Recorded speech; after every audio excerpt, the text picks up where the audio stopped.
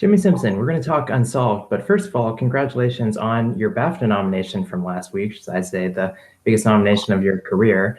Yes. It was almost midnight when the nominations came out over here. Were you awake? Were you aware that they were coming out? I had no idea. I have my finger not even close to the pulse of the awards circuit, much less something like the BAFTAs, which is, it's over there. It's where they created acting. And so I actually got a text from my buddy Heath, who is one of my closest friends and has a sweet Google alert, I guess, about me, and said, hey, congratulations on the BAFTA. And I texted back, I said, oh, Black Mirror got nominated? And he goes, no, dude, you got nominated. I said, what are you talking about? And he goes, I swear. And then he had to send me the screen grabs. I just had no idea, did not expect that. I'm floored. I don't know what I've done to be seen in such a lovely light from people I respect so deeply. Honestly, I'm just flattered. I can't believe it. And I don't expect to win because it's the BAFTAs and I'm an American. The fact that they gave me a thumbs up, it tickles. I'm so pleased that I've done good work from, a British genius. And then his people said, yeah, we like what he did with your genius words. I'm stunned, quite frankly. Stunned. All right. So now you're on the show in the States called Unsolved, and you and Josh Duhamel kind of have these kind of parallel stories. But I feel like you kind of, I don't know, lucked out. You got the much meatier role, especially in these episodes coming up where you really get like a lot to work with. What did you find in this role that was like new to you as an actor? The biggest shift for me in playing Russell Poole was he's so pared down and focused on one thing. And I'm so used to elaborating on characters a little bit and trying to show how everyone has a sense of humor and everybody cares. And there was no sense of humor in Russell Poole. And when I got to set, initially I said to the director, Anthony Hemingway, I said, let me try a little. He's like, don't make him weird. I said, don't make him weird. Oh my God. And not funny, not weird, just focused on the task. And I'd never had to play something so laser and focused. And I was sure I was failing every single day. And Anthony, my director, is like, trust me, you're doing great work. And when I finally saw the pilot, I agreed. I agreed that the work is good. And the collaboration between me and Anthony was essential. I mean, actors were only half of what you see on the screen, and I came up with so much wonderful things. And each time Anthony Hemingway would say, "Hey, what about this?" and I'm like, "God damn, it's even better." So it was that laser sharp focus with no fun, no pizzazz and sugar on the scene. It was all about, this is why this man is living. And that's why I choose roles in general. I like intention. I like to see that there's a reason why someone's doing it, whether it's Soldier and Happen Leonard nailing the hand to the table because he so desperately loves his girl and just wants to get her that house. And if I can see why someone's doing something, I can play whatever they're doing because I know why they're doing it. It doesn't matter that it's illegal or insane. They believe that's what they need to do, and that's what I can play. And when you have someone like Russell Poole, where literally all they're living for is to figure this thing out, man, I had to prepare so much to know what he was talking about, to understand why he was so wrapped up in all of that information. And I had to take my preparation level to just a whole different degree, with calendars and whiteboards surrounding me, so that I could be so familiar with the information that when I'm playing a scene and trying to make it emotionally valuable, I actually know why I'm stuck here as this man. I know why I need to figure this out. I know why I'm destroyed by this shut window. It's because I see everything that I'm so close to touching and I can't touch it. And it was essential. So I love working hard. I thought I was one of the hardest workers I knew. And then Anthony Hemingway showed up and said, you could work harder. And then I did. And I plan to only work harder.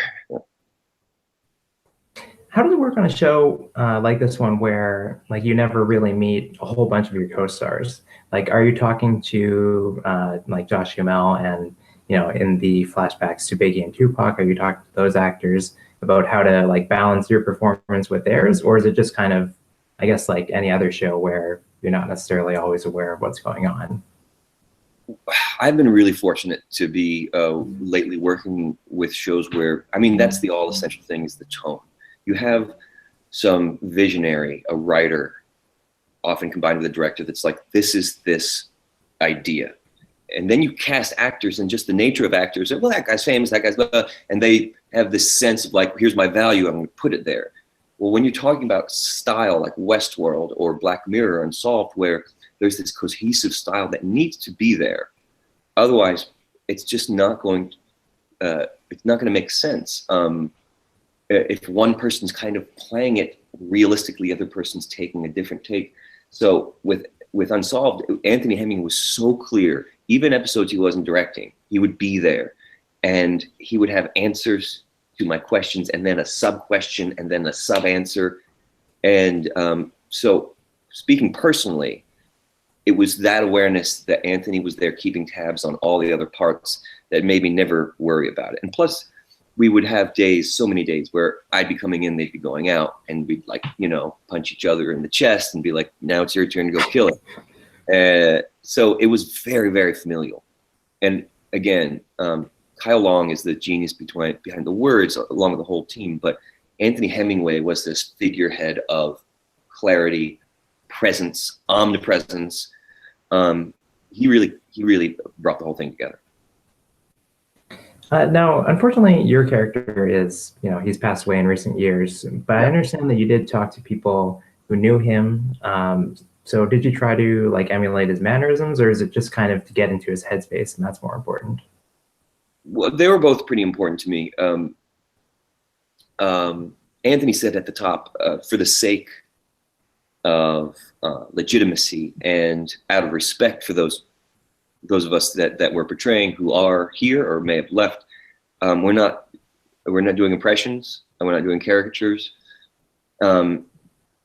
That being said, he opened the door to paying homage to these people's physical selves, and that's something I'm very interested in, and something I've always really looked up to in an actor is the ability to take on the qualities of another human being, specifically, not just invent them from, I think this would be cool, but like, oh, that's what they do?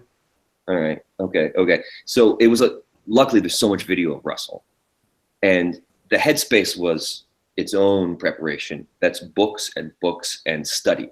The examining the man, I mean, there's so much beautiful video, and he's such like a articulate kind of, he uses his hands, and you could see how he feels about everything. You could feel the excitement. You could see when he's tense, and it was just borrowing from this man who felt everything that was around him and trying to live that truthfully. So I didn't want to do an impression, but I was trying to borrow from his energy, I guess, and the way he kind of speaks and holds his chest and his jaw and a lot of little things without turning into Rich Little. He's an impressionist from back in the day. Okay. And what about on Westworld, which you're also on these days? Like in season 2, now we all know that you and Ed Harris are playing the same character. So like for season 2, did you try to like do an impression at all of Ed Harris? Did you try to take anything from the way he conducts himself? Absolutely, I did. The last couple of episodes of season 1, when we were trying to show the breakdown of William, part of the way I wanted to show William's disappearance was showing this presence of some of the way Ed walks and his slower cadence and his sense of calm despite what's happening. And so I started just kind of sneaking around the bushes when he was shooting, watching him. And then again, I can't say enough about Joan and Lisa and all of these projects and the creators and their ability to prepare us for the workload. They actually, when I came back for season 2, we want to move it a step further, and they had like materials ready for me. So it wasn't even about me like, you're the actor, figure it out. it was like, you're the actor, we need you to figure it out, and we're gonna help you see what we're hoping for, and these are the tools that you may need. Would you like to use them? And I did, and I think it's gonna be really cool. And what about the other way? Like, has Ed Harris told you that he's tried to be more like you? He hasn't, and I don't think he needs to be. He's Ed goddamn Harris, and like, I mean,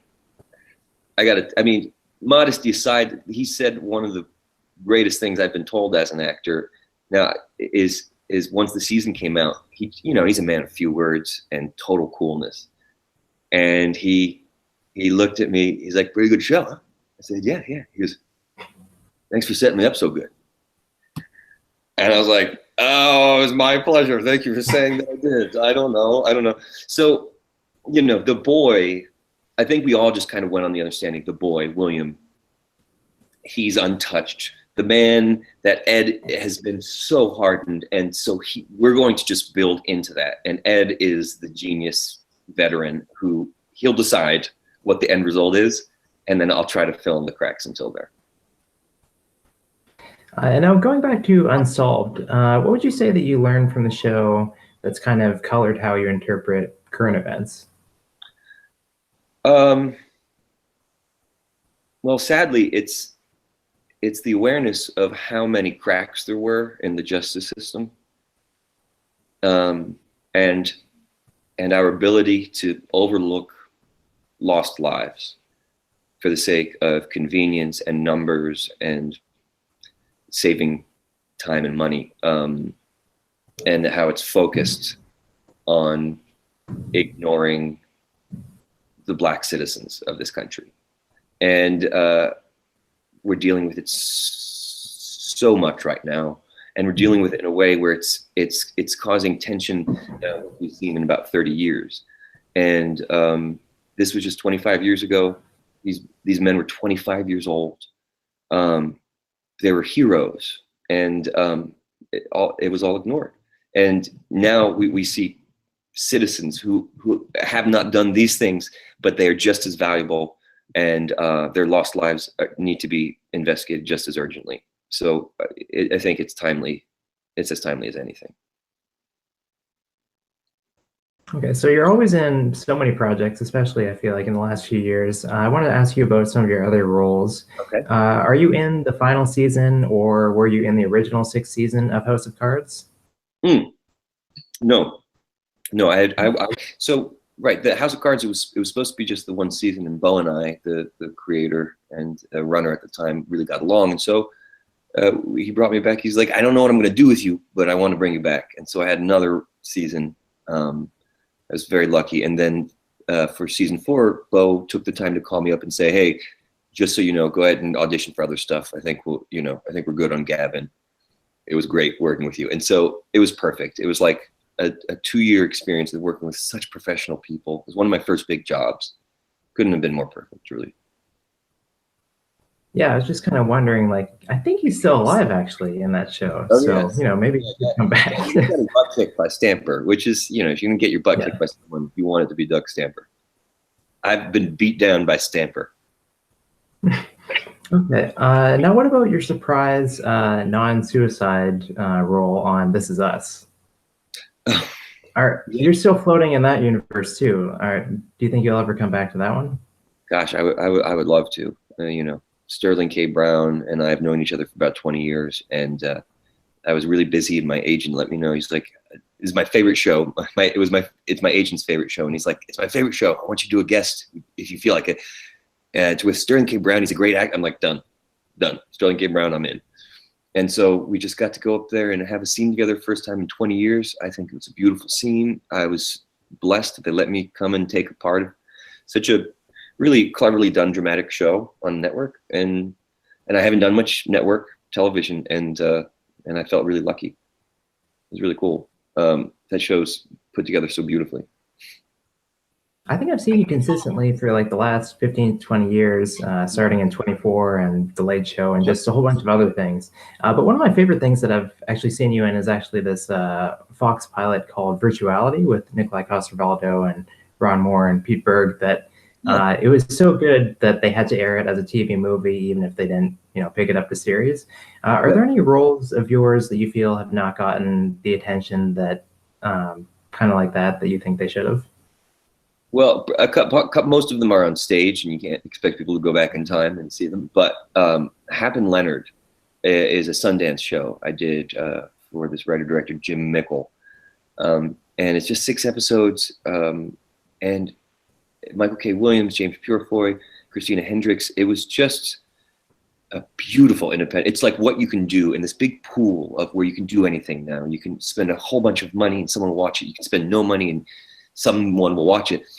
It's like bringing art house kind of indie filmmaking to television. And Sundance, I think, really nails it with Hap and Leonard. And that's one of my favorite roles of all time.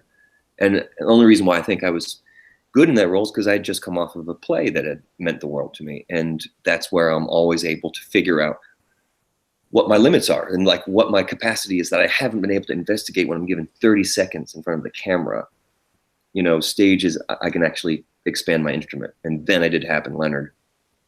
And it's Sundance. Not many people saw it, but I love that role, Soldier.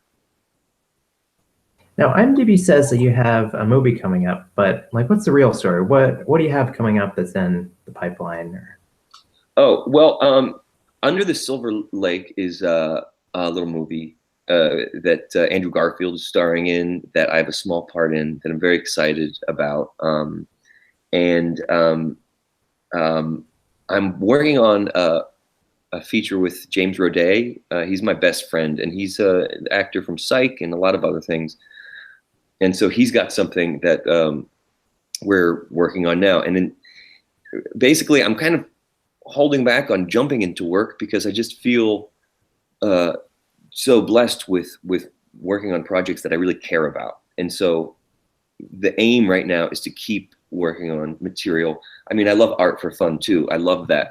But right now I like working on things that are pertinent and have something to say about what we're all dealing with, and gives me an opportunity to, articulate what one human might, how one human might behave in this situation. And so, who knows? But hopefully it'll matter, because that's what I love working on, is just projects where you can see what we're dealing with right now reflected back, and then we could have a little more perspective.